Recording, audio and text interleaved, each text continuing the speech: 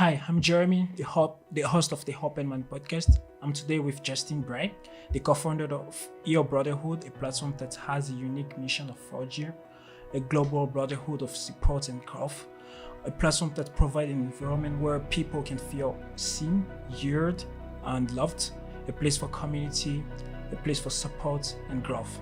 Justin, it's my pleasure to have you today on the Hope and Man podcast to talk about the mental health. Okay, roughly about 15 millions of Americans struggle emotionally, psychologically, and also socially.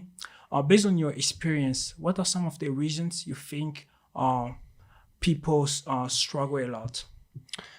I don't know. I think the answer is pretty simple. I don't know if there's several. There are probably several factors that make up for people feeling that way, but I think the simplest answer is just loneliness. I think especially since we've been through some hard times with like COVID happening or other things like that. Just there is like a pandemic of loneliness happening right now among people, and having this influx of social media happening, people being on their phones more, people being working remote more often. As we tend to grow older, we also kind of separate ourselves from individuals, especially guys, which is why I believe suicide rates are higher in men than they are in women by quite a bit. They're almost 4 times more likely to commit suicide than women. And a lot of that reason is we just grow up, we get married, we have kids. And for some reason, a lot of guys just start to separate themselves from their friends that they once had when they were younger. And it leads people to feeling alone, and specifically alone in their struggles that they are going through. And when we feel alone in our struggles, it puts people in a pretty dark place. And that's where I've been personally, in my life. And so that's what kind of led me to starting the company. Yeah, speaking of loneliness, a thought just came to my mind because most of the depressed people seem to be very logical and thoughtful. They are alone with their thoughts. They kind of analyze their life and also their actions, but they have like some cognitive biases which lead them to have a negative interpretation of their situation they are in, and that's because most of the time, okay. Let me just rephrase this. The root of the problem is coming from the way they perceive reality. Okay. So let me just compare our brain to AI. Okay. So some of the machine learning engineers, okay, when they train AI, they use one method that is called unsupervised learning. Okay. So what they do is they give a certain data to AI. Those data are not labeled. They are called unlabeled data. You can call it raw data, whatever you want. So the AI kind of find pattern through those data, and the AI kind of guess the outcome, kind of predict it. So that's how our brain works sometimes, especially when we meet someone for the very first time. We kind of attribute like an identity or a personality to that person. Our brain kind of attribute like an image based on the appearance of the persons. That's called a cognitive biases. So in the mind of the depressed person, they are more those cognitive biases are more effective in their brain. Okay, and that's the very reason why they kind of feel down about themselves. Okay, so what could be a solution to that, according to you? Speaking of loneliness and seeing yourself, like putting yourself down.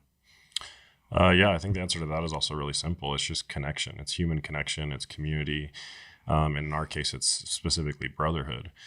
That's another thing I've noticed is a lot of people, once they feel alone in their struggles, they feel like they're the only ones going through circumstances. For example, a father going through financial struggles, or we have a lot of guys on our app and community that struggle with pornography. And a lot of these guys feel like that they're the only people that are going through these situations. And so when you put guys like this in a community, or you have everyone at retreat, and you're creating this safe space, whether it's physical or digital, for people to open up and to be vulnerable, and to be also like purposefully vulnerable, because there's kind of a difference between just sitting there and complaining and then like being purposeful with what you're sharing.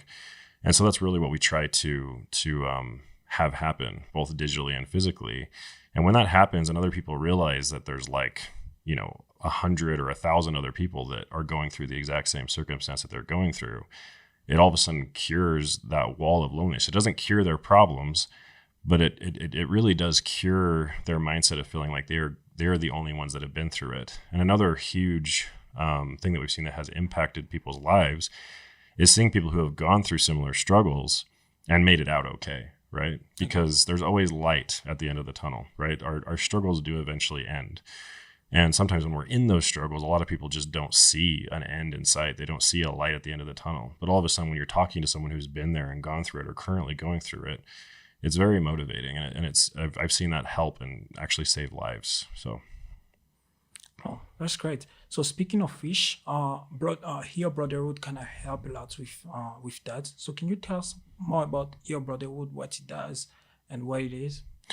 Yeah, it kind of started not really even on purpose. I started opening up more about my story almost a little over a year ago now on LinkedIn of all places. I don't really know why. I've never been big into organic social media, but I started opening up and sharing more about my personal mental health journey and story, where I struggled with drug and other addictions, and I almost got divorced and lost my family, and I was able to come back from it and get that back, thankfully. And I also went through a phase where I almost took my life, and I started being pretty vulnerable and sharing this stuff on LinkedIn, and I got in contact with a good friend of mine now named John Moore, who's one of the founders of Here, and we went to lunch, and he just started telling me that he wanted to start something that was going to bring awareness to men's mental health, because it just isn't really being talked about enough, and there's nothing being done about it. Even if people do talk about it, or we assign certain months or days to it,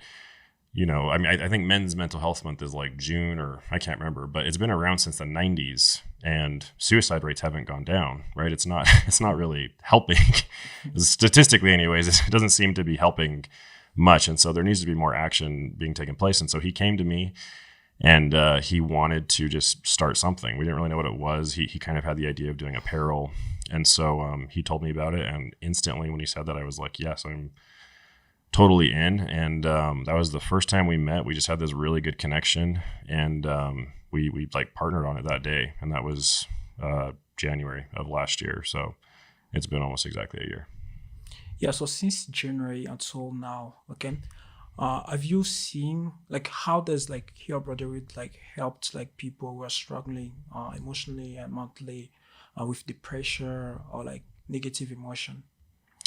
Yeah, so we've done it in a few different ways. Like I said, at first we just wanted to make apparel that like was representing something, right?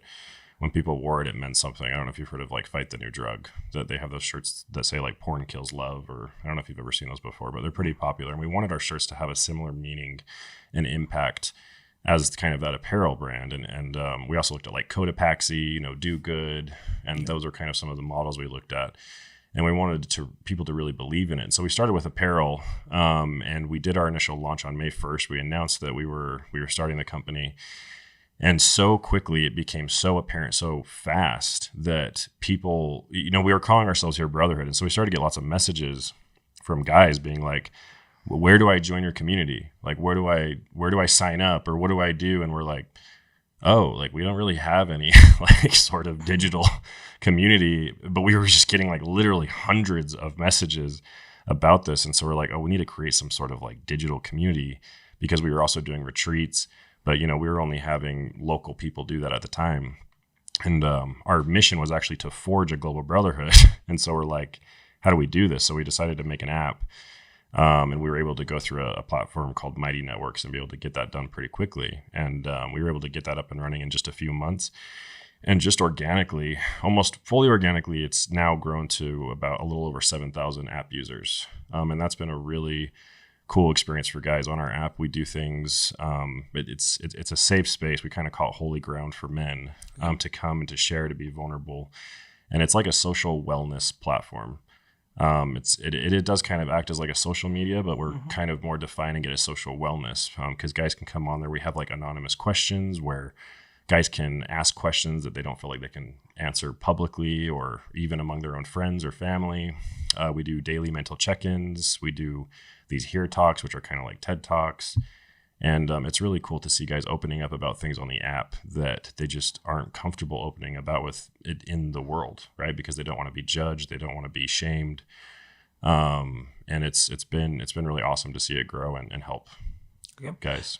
Yeah, you also mentioned that you've been on a drug before. So what are your thoughts about people using certain drugs like marijuana or psychedelic to use it as escape to reality because they don't want to deal with their problem or depression?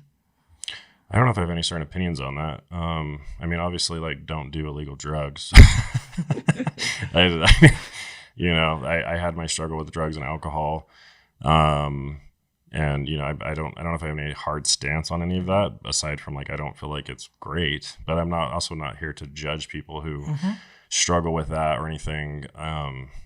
The biggest issue, honestly, on our platform is I'll just being transparent, is pornography. Like, when I got into this space, I mean, I kind of knew pornography was bad or whatever. I've never really personally struggled with it, Mm-hmm. but that was like the biggest problem. And not only guys struggling with pornography, but struggling with like the shame around it, right? Like wanting to end their lives because they looked at it, when it's like over 90% of the population does this, right? Okay. And so that's been interesting to see, and also been surprising for me just to see the amount of guys who struggle with it, both from a shame perspective and genuinely struggle with addiction. But yeah, going to the drugs and alcohol, it's, I mean, don't do illegal drugs. And Mm-hmm. if you're going to drink alcohol or use marijuana where it's legal, do it responsibly, I guess. Okay. you know. So what did you do to get rid of all of those drugs to change to become a good person that is wanting to help other men? For me, it took me hitting complete rock bottom. I was, I got in a certain place where I was just not being a good father. I was not being a good husband. I got in a very selfish mindset. I started drinking more and doing more drugs. And eventually my wife had had enough and she kicked me out of our house. And even at that time, I remember she slapped me, and I was so far gone and so far detached from reality. I just didn't feel anything at that time. And at that time, I had two boys, and just it's crazy to think back to that time and just how far detached and how Mm-hmm. blank I was during that whole process. And so she kicked me out, and at the time, I just moved in with a friend of mine, and I just was kind of like, all right, this is my new life now, and I was okay with that. And I started to go further and further downhill. Started to get involved in a lot of not great relationships, and started to kind of just hate myself. I got to a point where I was really unhappy with my circumstances. And I approached my wife several months after we were separated. And I asked her if there was like any chance of us getting back together.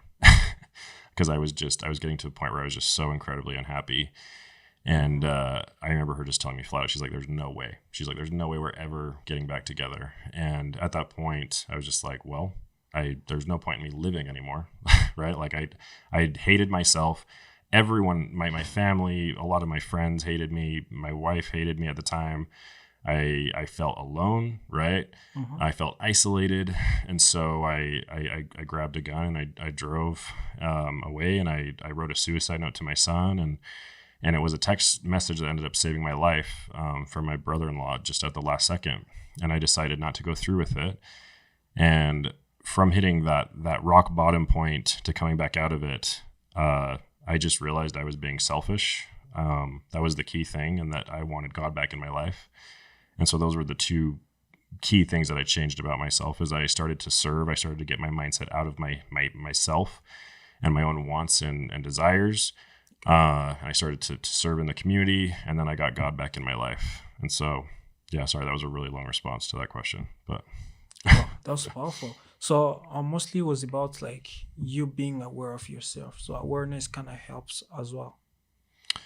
yeah, eventually I got to a point where I was self-aware, but I mean, I was self-aware of what I was somewhat doing to a point, but yeah, it was really hitting rock bottom for me, and it just caused. I was literally in a position where it was like I either wasn't going to live or survive, or I needed to change. Okay. And if I didn't change, I didn't want to live anymore. And so that, to me, that was like an ultimatum for me. And I was like, well, I was like, I got to a point where I realized my kids needed me, even though at the time I felt like they didn't, or they didn't, I didn't deserve them, right?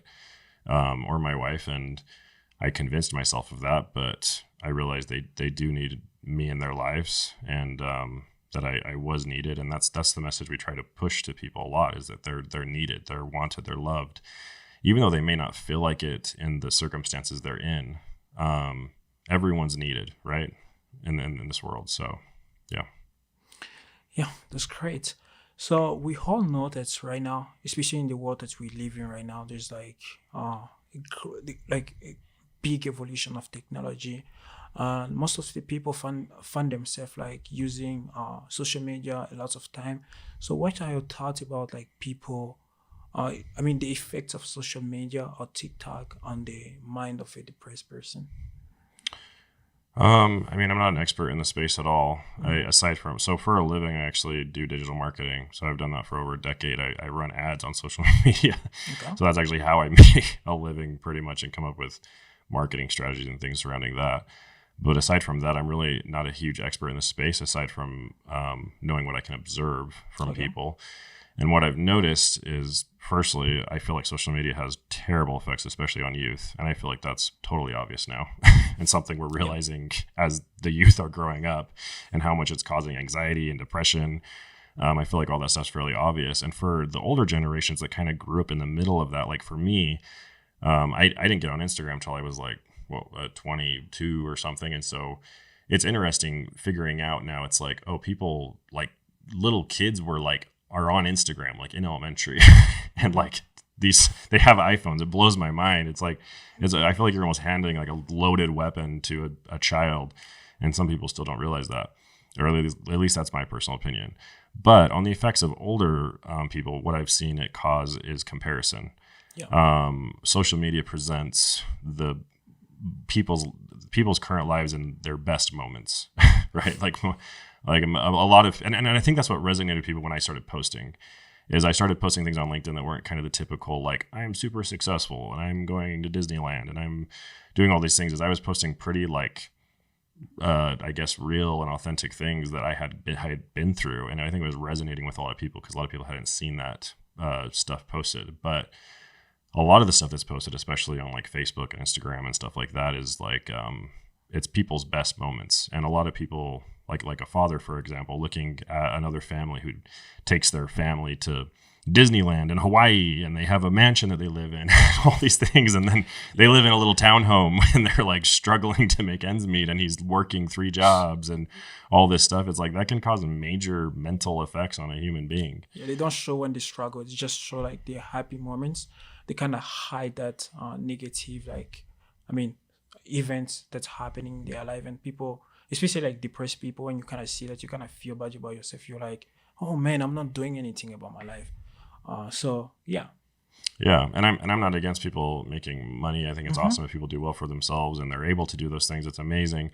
But another interesting thing is, I found that a lot of people who are in those circumstances that have been very successful struggle just as much, if not more, mentally than Yeah. people who are not doing well financially.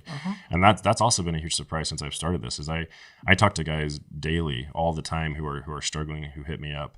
And a lot of the people are like very successful men, some of them making millions of dollars a year, who have a beautiful wife, beautiful Yeah. kids, who have tried to end their lives. And it blows people's mind when they see guys in that circumstance. And it's funny because being in a position of like not being super well financial, struggling with your family life or kids or whatever, you're like, man, if I just made this much money, or if I just had a bigger house, or if I just if I could go on vacations more, do this for my wife, or buy her nicer clothes, then I would be happy. And I 100%, that is just a fantasy. It's not true. That's not what makes happiness. I do think money provides security, which provides happiness, right? To an extent. But once you get past a certain point, it's really, you have the potential of being happy without making millions of dollars, right? And so that was another interesting discovery when we started it.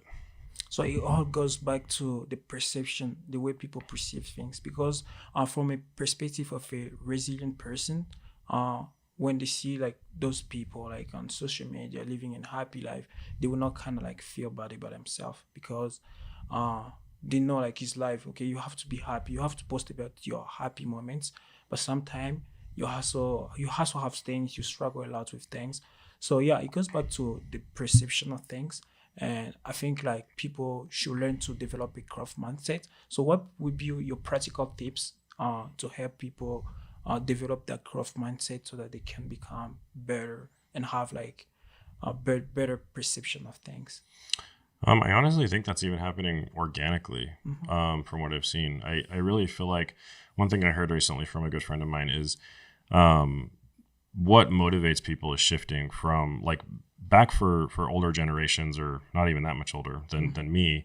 What motivated people generally was loyalty. It was like people just wanted loyalty, right? They wanted to be loyal to things. Um, it's similar to like my parents, for example. It's like they're loyal to the the bread they buy, or the church they belong to. Like they don't question a lot of things, right? It's just it's loyalty a lot. And now with people coming up, and very recently, it's like authenticity that people are craving. Okay. And I've really noticed that a lot, and a big shift in that even over just the past year. And I do think it's happening more organically, where people are just starting to be able to sniff stuff out a lot easier on social media, where it's like for example, going to the example of marketing, that's what I do for a living. Okay. There's something called influencer marketing, where influencers sell, I'm sure you've heard of this, where they like sell products, right? Yep. And they're like, I love this product and I love this shampoo and you should use this code and buy my shampoo, right? To make you feel better. Yeah. That stuff used to work great. It's like not working anymore, Uh-huh. right? Because people are picking up on how unauthentic it is. Okay. Right. And that strategy that worked in marketing specifically like a year ago or a year and a half ago is just like, it's just not working anymore. Right. People want authenticity. And I feel like things are kind of hopefully moving more in that direction. So yeah, I actually believe it's happening more organically than maybe we think it is, of people's minds shifting a bit on their perception of social media. Okay, that's great. So, for me, I usually love like spending time alone, just thinking over my life, being self-aware. So, what are your thoughts about like being alone? Do you think it does increase depression? People should be more social. No, I think being alone is great. I think we all need time to spend with ourselves and to get to know ourselves. I think spending time alone can be very healthy and beneficial. I don't think we should always be around people constantly. I think being alone helps us develop a lot of self-discovery about ourselves personally, and I've figured that out in my own life. Whether or not we are going through hard or easy times, right? Sometimes it's not necessarily a bad thing to be alone with yourself when you're going through a hard time, right? Even though it can lead to bad things. Sometimes I honestly think those times are necessary in our lives to grow, right? The important thing about that though is to fight through it, is to fight through those moments. But even just, I mean, like going on a hike alone, or I don't know, like spending time in nature, or doing something, like I love going to the gym. Going to the gym is kind of my time to relieve stress, right? I think that time is absolutely necessary to be alone. But I do think there's a nice balance, just like with everything in life. Okay. Right? There needs to be a balance in all things. And so, with that healthy amount of spending time with yourself and getting to know yourself, I think that there's also needs to be a healthy amount of a social component to people's lives, right? Because that can also lead to a lot of unhappiness, right? Because we grow up sometimes in a culture, especially here in Utah, where people get married and for whatever reason they kind of feel like they need to start disconnecting themselves from friends, right? It kind of happens a lot in our certain culture, a lot around here too. And so I've seen that lead to guys getting depressed, because sometimes it's like, well, your spouse is the only person you need to talk to. Your spouse, but a lot of guys don't feel comfortable sharing things with their spouse. And that's okay, right? There's a certain connection that men need with other men and women need with other women, honestly. But women tend to like just do it more naturally than guys do. Okay, so there need to be like a perfect balance between being social and also spending time alone, because spending time alone is really really beneficial in terms of like helping you to develop yourself as a person, and that social the social influence of friends also kind of help you a lot to grow to grow also like your network in different ways, because there's many things you can also learn from your friend, especially from me. Okay, I remember when I was a little. Okay, I would just spend time lots of time with my brothers. We play football, soccer, uh, and then I was not even used to go out a lot, so I was not having a lot of friends. I was just spending time with my family. But when when I became an adult, I started making friends. Most of the friends that I met, they helped me to become the kind of person I am today, due to the way of thinking. I kind of adapted to the way of thinking. So making good friends as well kind of benefits you in the long run. Okay. Yeah, I think there's a healthy balance, and I think it looks different for individual. We're all different, right? Mm-hmm. We all might require, like, I am actually naturally like being alone, Okay. just naturally. And I'm able to be alone more often than like my wife is, right? Okay. My wife enjoys kind of quality time with me, especially in other people, and needs it kind of a lot more than I do, right? But I know I think it's different for other people, but that's something we learn as we get older and we grow up, and, we start to realize the times we need to be alone and the times we need to be more social. Oh, okay. So that goes back to the person. So the person needs to sit down and find what works best for him. Okay. Yeah, I feel like I don't know if there's any. I'm not an expert in this. I don't know if there's any studies that are like everyone every day needs 3 hours of alone time and 5 hours of social time, and like I don't know if there's anything like that. But I do think it's just something we need to figure out for ourselves. Yeah. So I guess what I was saying was something I wasn't expecting getting into this space is how mentally exhausting it is getting into the mental health space, Mm-hmm. which is like kind of ironic. But it was mostly my fault because when I first got involved, I was posting my story a lot on LinkedIn, and I started to build up a pretty good following on LinkedIn, Mm-hmm. and started to generate thousands of followers every month just telling my story. And it got to a point where I was just getting hit up all the time on LinkedIn, on our app, and I just felt like it was my job to solve everyone's problems. And I felt like it was my job to save everyone that would message me. And at that time, I was also having a full-time job and building here, and also having these hours of conversations with guys on a daily basis. And I just started to have these panic attacks. Like I would just be in my car shaking and like crying sometimes because I literally couldn't handle all the pressure, because I felt so responsible for things. And I felt like if I didn't text someone back or answer a phone call or something, it was like what if they ended their life? Like I would take responsibility, and I really had to like do a self check, because I started to get pretty bad mentally a few months into it. And my wife was just like, you need to like learn when to say no. You need to start maybe not posting your story as often. And so I really cut back a lot just for myself mentally. And so that was an interesting position to be in, and something like I just wasn't planning on happening. But How many hours of sleep do you get a day? that varies a lot. I don't know. I get pretty good sleep. I sleep a lot better than I used to. But probably I usually at least get 6. Okay. Yeah, I don't know if that's a lot, but I mean I Some people yes, but normally like the normal one would be 8. Yeah, you usually hear 8. I function pretty well on 6 hours. I do occasionally get 8, sometimes more. Depends on if my dog keeps me up very much at night, but yeah, I would say at least 6, like typically, unless my mind's just rolling. There's Elon Musk who does like about 4 hours, which is crazy. I'm like, Who? Elon Musk. Oh, Elon Musk. Yeah, Elon Musk. Well, he's not. He's definitely a robot of some kind. So. Do you believe it takes? No, I'm just joking. No, do you think like you use some kind of like caffeine or like, because I know like 4 hours of sleep, nah, you can do well on a day, and it does that. Do you think it does like use some kind of like caffeine to boost Elon Musk? Yeah, in his energy. I have no idea. I'm sure he does something that billionaires do to keep themselves awake. Whatever that is. Okay.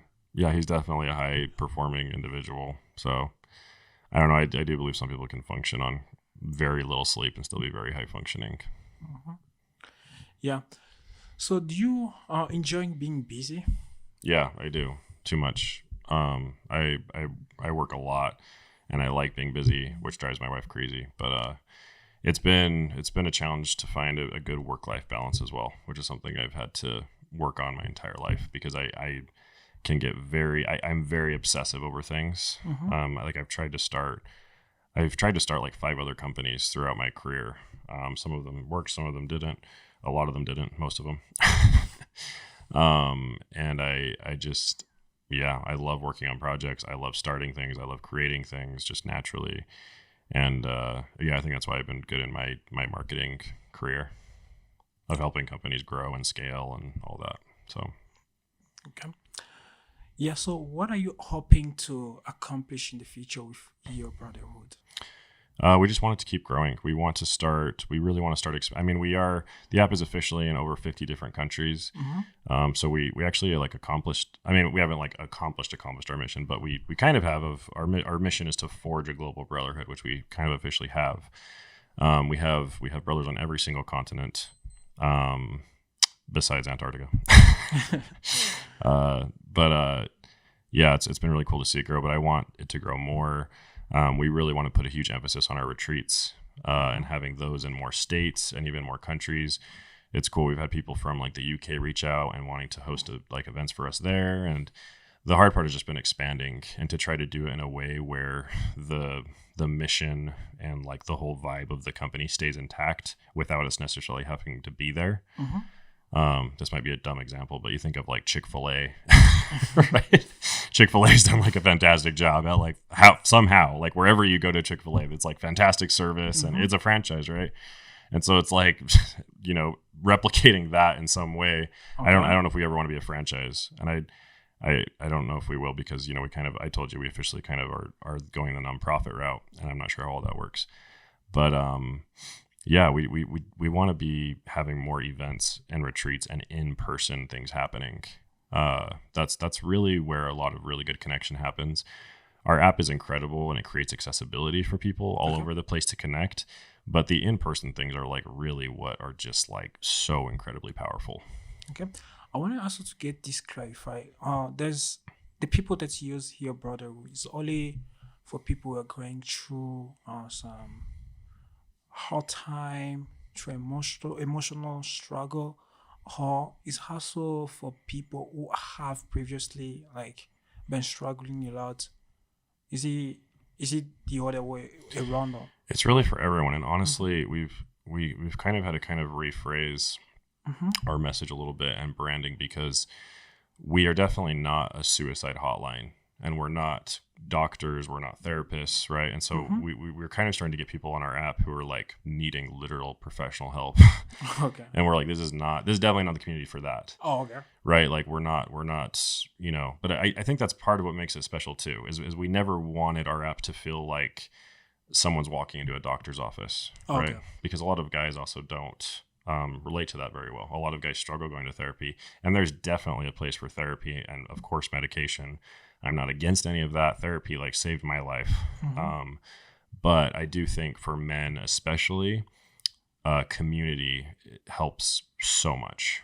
But our community is filled with high performers, guys who are going through struggles, guys who have been through struggles, and but I don't know if we ever like go through struggles and then life is just like a breeze, right? It's like it's like life is constantly, no matter how much money you're making or whatever, like life is constantly up and down. And so that's what it's there for, is during those times where you're going down, you can be there to get help, and during those times where you're up, you can be there to help others.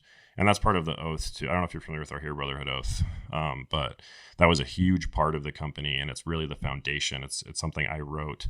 I like woke up in the middle of the night one time, and it was one of the most spiritual like experiences of my life. It was before we launched Here, and I was just feeling. I woke up like crying, and I just started feeling very connected to some person, and I felt like it was a man struggling financially, and I had no idea who it was. It was a very strange feeling. And so I went downstairs and I said a prayer, being like, what is happening, God? Like, I just feel like I'm going through this like weird spiritual experience. And after that, I went back upstairs And I tried to go back to sleep, and I don't know if you've ever had it where you try to sleep, but like you can't because like words kind of keep coming in your head or you're thinking, and so you just feel like you need to write it down. Yeah. And so that was the headspace I was in, and so I started to do that. I started to write down on my phone what was going through my head, and that's like That was what are. sorry for cutting you You're off. good. That was before like creating. Yeah, Here that was Butter with well. Butter. That was in the process. That was before we officially launched. Okay. Yeah, but it was like a month before we officially launched here. Oh, it was like kind of like in the process of Yeah. launching it. Yeah. And so what I wrote on my phone is what our hero is now. And we've had like over 13,000 people sign it. And we require every guy to sign it who comes on our app. And it's also tattooed on my arm. Yeah. So when did you get that tattoo? This is the oath that I wrote. And then I said that I would get it tattooed on my arm once we got 1,000 signatures, which happened a lot faster than I thought it would. Are you talking about this one? Yeah. Do you mind reading that? I can, yeah. I it's hard to read on my arm, but Okay. I can pull it up. Yeah, so if you come on our app, it's like the first thing we have people do is sign the oath. Oh, like kind of making people sign the oath. Yeah. Okay. And that's what you're going to read right now? Yep. So this is what I wrote that night. It says, I vow to be my brother's keeper, a silent, watchful guardian over those in darkness, a listening ear to those in pain, a provider for those in need, a leader to those lost, and a hand to those in deep waters. I am a son, father, and brother to those who need me. I will uphold the duties and responsibilities bestowed upon me. Through any obstacle or trial, I will be there for my brothers in need. I will leave no man behind in the darkness or to be left alone or afraid. Our love and dedication goes beyond color, belief, culture, status, nationality, and blood. We cannot and will not be divided. In my times of need, I will reach out, I will talk, and I will remember those who need and love me. I will remember that I am loved. I will never forget my brothers who are there for me. I am here to hear. This is my promise. This is my responsibility, my oath. Oh, that's beautiful and powerful at the same time. Thanks. I just feel kind of like connected with every man on the planet right now because, because we need that kind of support as a man, okay? Because women kind of do have that, but men don't. They don't naturally, naturally go towards it as much as women do. And going on to our goals, we actually are opening up a portion for women as well. Oh, okay. Yeah, so we actually are doing that also, but we were waiting for the right time because we as men didn't want to start a sisterhood. That felt weird. And so we were kind of waiting for it to kind of naturally happen. And one of our founders, Mike Allen, his wife kind of had a spiritual experience, and she's like, I feel really called to kind of start that side of the company or nonprofit. So we're actually going to be implementing that this year too, which is cool. And I personally really want to do something for youth as well.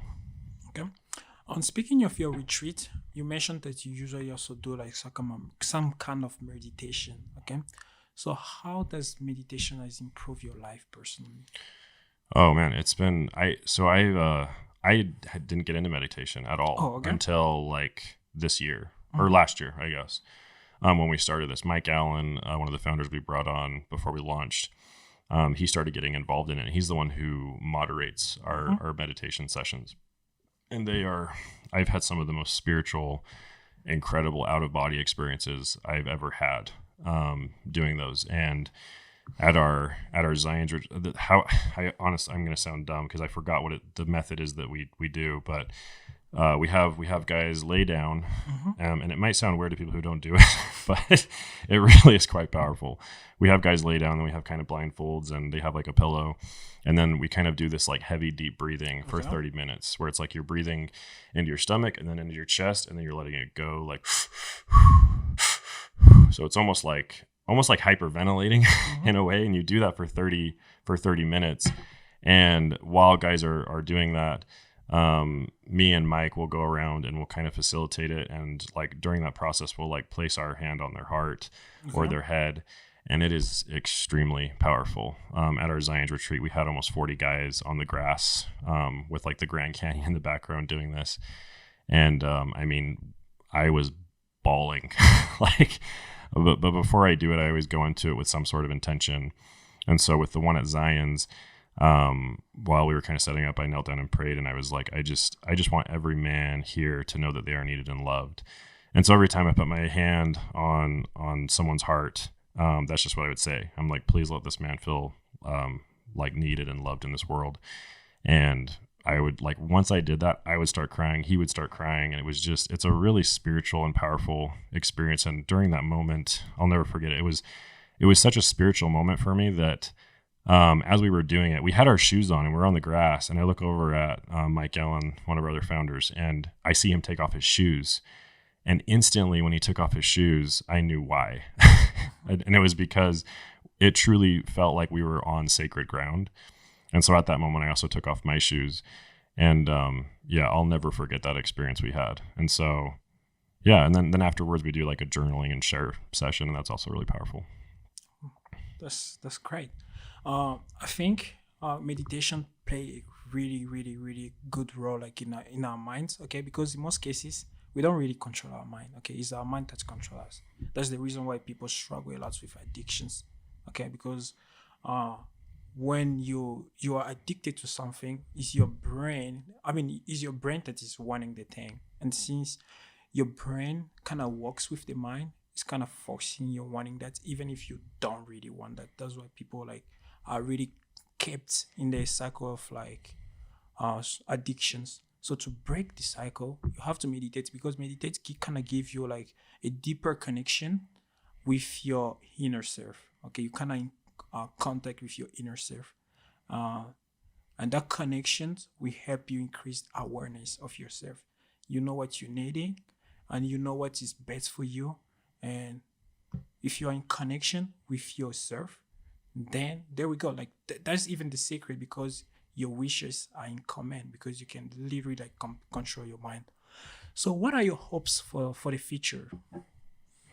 For what? Like just in general. World peace. That's I don't know. Okay. For like myself, I talked about the future of kind of here brotherhood and where we want to take it. So what do you mean specifically? Yourself. Myself? Mm-hmm. I would love to get, so right now, just to be honest, here brotherhood's in a position where it's like we've been doing it for free for over a year. Okay. And it takes up a lot of time. And so a huge goal for myself is to hopefully someday allow it to help me do it full time and provide for my family. Personally, as a goal for myself, because it's hard, honestly. And sometimes it's a very thankful job, and sometimes it's a very thankless job and can be very mentally taxing.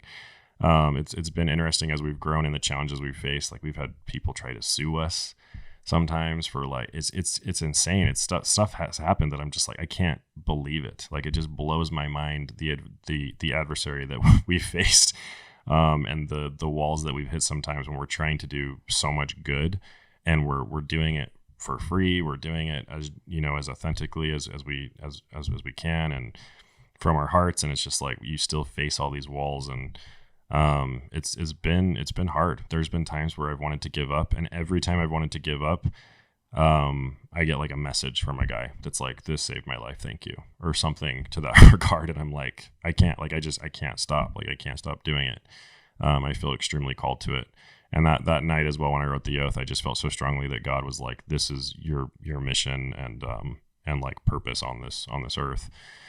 And to be honest, I've wanted to stop. It's been hard. So I really hope personally to get to a place where I'm able to continue doing the work and to doing good, but also be able to provide for my family.